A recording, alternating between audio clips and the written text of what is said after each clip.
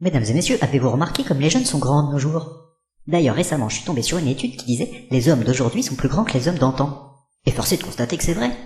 Je vois mon neveu, par exemple, il mesure déjà 1m90, alors qu'il n'a que 13 ans. Vous imaginez la taille qu'il fera quand il sera grand? Maintenant, quand je discute avec lui, j'ai toujours l'impression qu'il me prend de haut. Pourtant, il y a un siècle, on ne voyait pas ça. Les gens étaient plus petits. Plus petits, oui, mais il y avait plus de grands hommes. Alors on se demande ce qui fait pousser les jeunes comme ça.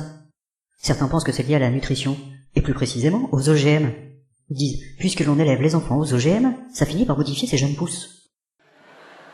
Le problème, c'est qu'on ne l'a pas encore formellement démontré.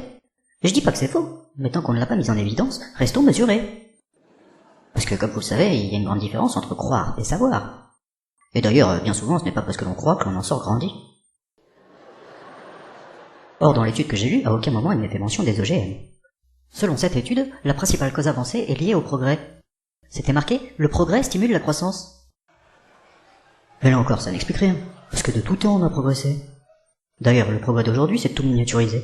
Vous voyez donc qu'on cherche à minimiser le problème. Alors finalement, au-delà de ce constat, le mystère reste entier. Peut-être qu'au fond, la cause est simplement génétique. Allez savoir. En tous les cas, moi j'en suis convaincu. Et c'est d'ailleurs pourquoi, lorsque ma femme m'a dit qu'elle voulait qu'on fasse des petits, j'ai refusé, prétendant que je n'étais pas de taille.